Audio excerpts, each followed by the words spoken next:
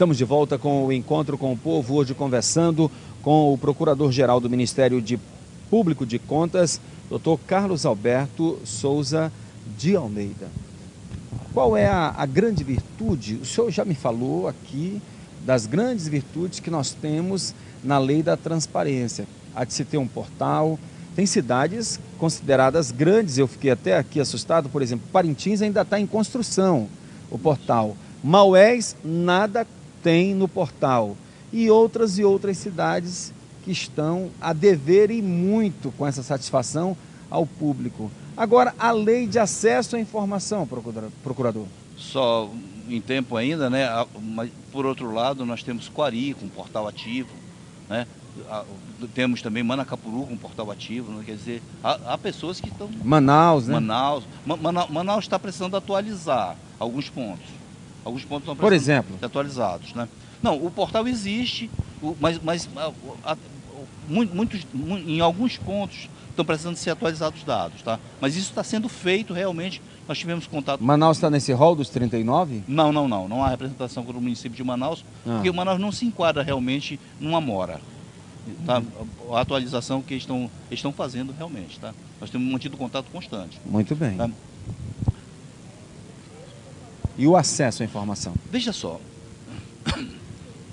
a lei do acesso à informação, ela é interessante, dois pontos que são tocados. Um é que é o conceito de transparência ativa e um conceito de transparência passiva.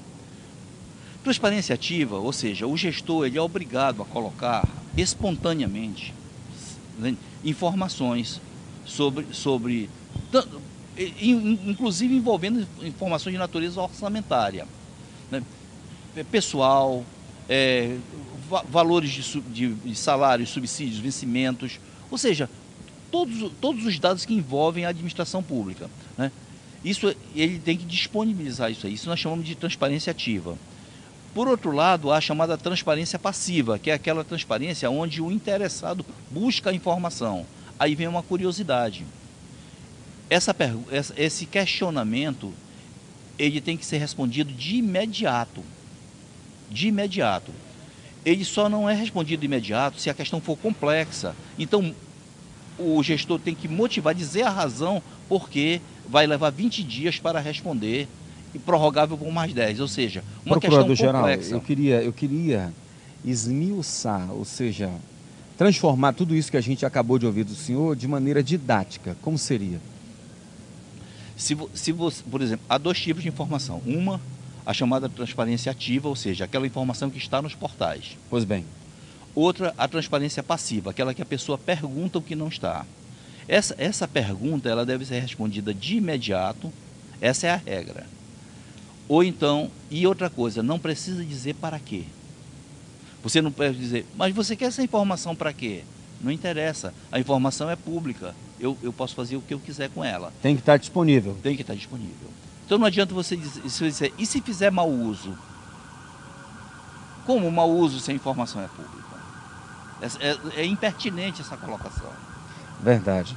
Bem, nós estamos estamos com uma participação ao vivo do nosso repórter, o Marcos Antônio, ele que está lá no Parque dos Bilhares, na zona centro-sul de Manaus, ali entre a Constantino Neri e a Djalma Batista, e ele trazendo, logicamente, a participação dos telespectadores que estão linkados com o Encontro com o Povo. Vamos lá, Marcos, é com você. Olá, muito boa noite a todos que acompanham o programa Encontro com o Povo no AmazonSat. Olha, hoje o tema do Encontro com o Povo está dando o que falar. Claro, né? O lei de acesso à informação ainda é um tema que deve ser muito discutido. E por aqui as pessoas que estão passando pelo Parque dos Bilhares estão muito curiosas. Eu converso agora com o Adriano Salgado, ele que é encarregado financeiro e tem uma pergunta para fazer. Boa noite, Adriano, pode fazer sua pergunta.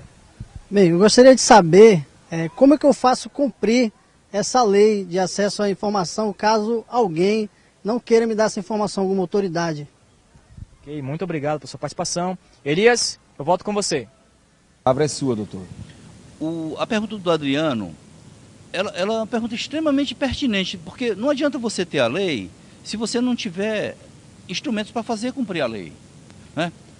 Primeiro, como é que a lei pode ser cumprida? Os órgãos públicos e as entidades obrigadas, e todo mundo está obrigado, toda administração pública está obrigada, deve fornecer os caminhos. A lei não precisa ser regulamentada. Mas, o meu município ou o órgão não colocou porque ainda não foi regulamentado, falta o regulamento. A regulamentação é dispensável, a lei é auto-aplicável. A regulamentação é apenas para dizer os caminhos de como vai fazer. Quem é que vai ficar na portaria recebendo o papel, qual é o número do telefone, isso é a regulamentação, né? A lei é auto-aplicável e a lei já está em vigor e sendo exigida desde o dia 16 de maio de 2012. Quem não está cumprindo a lei já está em mora. E quem já está em mora, a lei já diz, está cometendo improbidade. E é passível de? Improbidade é uma das Pode terminar em prisão, não?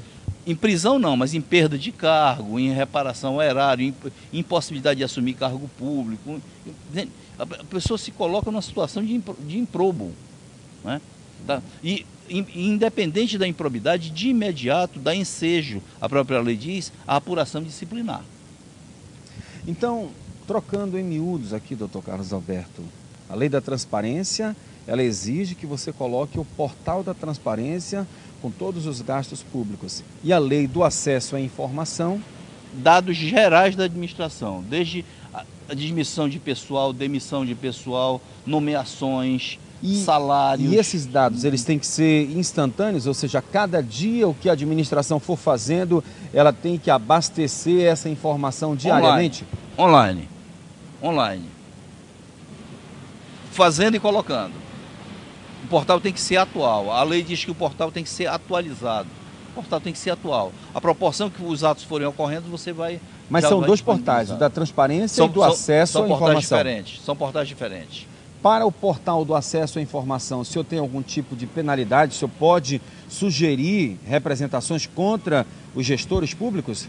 Os portais, por exemplo, do acesso à informação, os gestores que não estão disponibilizando as informações nos portais, ou simplesmente não têm portais, né, eles se inserem na mesma condição de improbidade que se inserem os que não colocaram seus portais de transparência, porque eles se subsumem, ou seja, se encaixam na posição da cabeça do artigo 11 da lei de improbidade, ou seja, ele afronta o princípio da legalidade. Vamos agora para mais um intervalo comercial e a gente volta daqui a pouco.